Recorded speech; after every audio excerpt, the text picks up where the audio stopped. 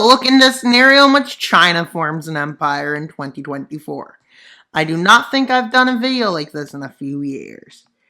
And the first thing they do is invade Korea, because that would add 75 million people to China's population, which has been shrinking. But then again, South Korea's population has also been shrinking. And why would you go after a strong nation first? I guess. And then they go through North Korea. They steal all of North Korea's nukes before they start. As well, let's be honest, try to make an empire and the nukes started flying. I don't think that would happen. And South Korea, without support from the outside, is destroyed by China's forces. Not only does China have a fairly modern military, well, it also has numbers. And I'm pretty sure if you can put annex the Korean Peninsula, which, well, I guess good for them. That's lots of people. So now let's go after Mongolia. Why? Because you used to have Mongolia, is what they're doing it for. Which is pretty smart, I mean. And since, most likely, since there's really not many people there, probably just take the capital, which China does. They move in from the south, and they quickly move in and encircle the capital, with Mongolia surrendering a few days later. And well, that war lasted a month, because they're so good at war, I guess. Because as we were saying, modern technology and huge numbers is good. They have to form their empire quick, or else their population might collapse. And you may be wondering, how do they make India upset? Well, they decide to invade Taiwan. India declares war on them along with Vietnam. And well, that's not good. With India doing an offensive against the Chinese Empire, right? Only for them to stall out within days. Yeah, days. They start stalling out. And Vietnam gets a bit further because they're competent, but they're weak. So eventually they crumble. But with China realizing that both are struggling, they decide to go after India, the bigger threat they consider it. And they move into Taiwan, quickly taking Taipei. And well, they push India back. Yeah. No, that's not what they did. They pushed India back over here because their troops started entering. And then more troops came to this front and started pushing them out. India is now completely kicked out of Tibet. And they start an offensive into Kashmir. They start an offensive here to cut this area off. And they start one here because they claim some lands. And well, they move in fast. They don't really have any fight. Not much fight is put up by India. With them getting close to Delhi, India does make their first counter-offensive, but it fails. They meant to kick them fully out, and they failed. And they're trying to hold this back, but they're failing badly. Well, why?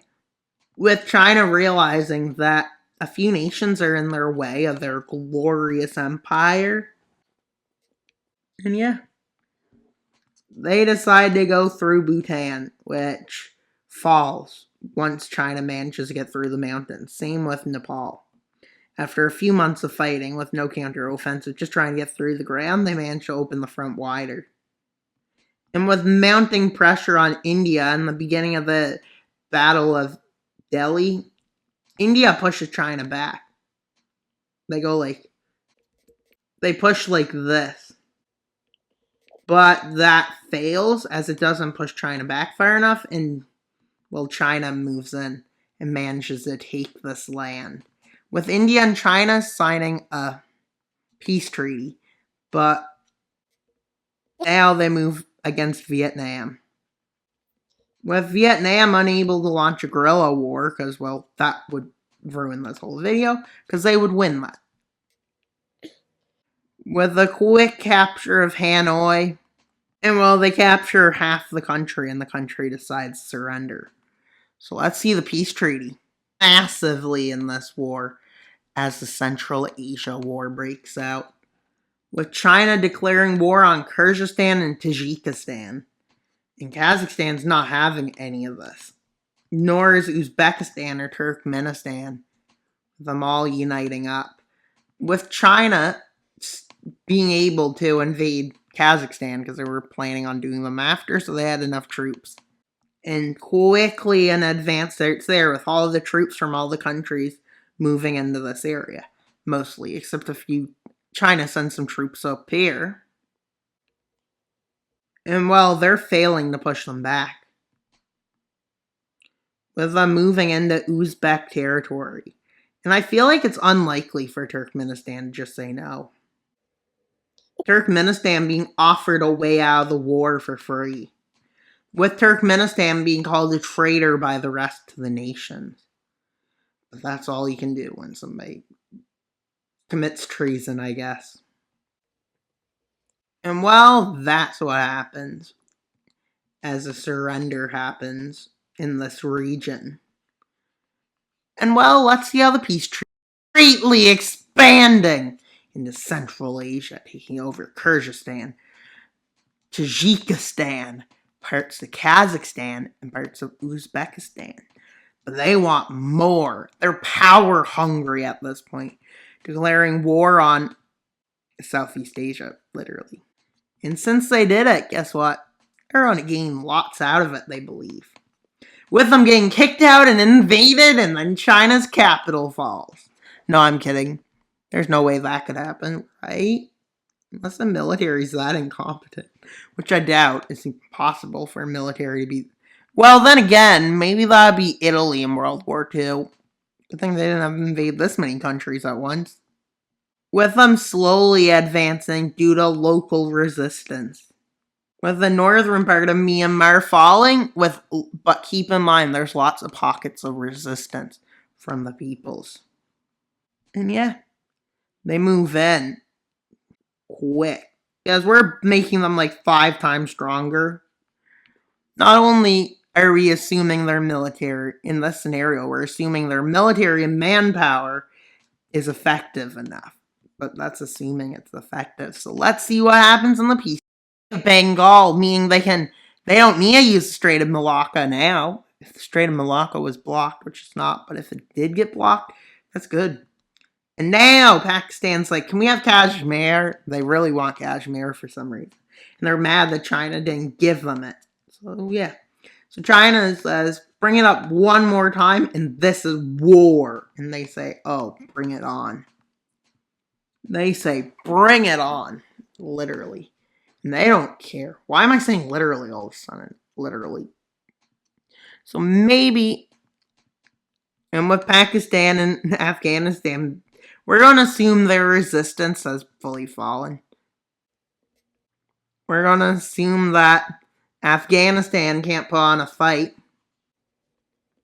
And while Pakistan will make major counteroffensives, but as we know, when the offensives go further than the counteroffensives, you're not achieving nothing.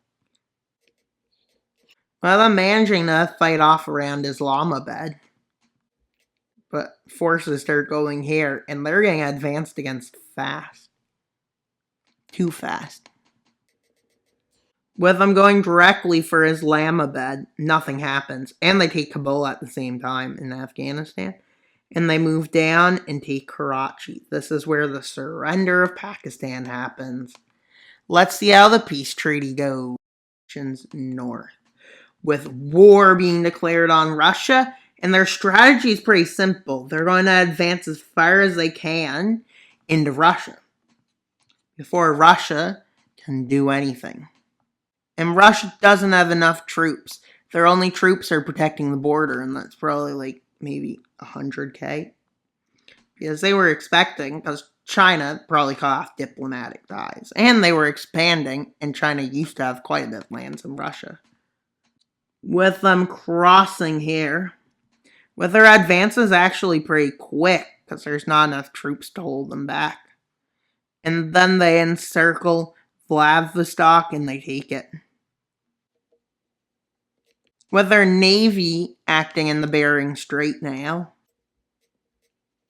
And they land here.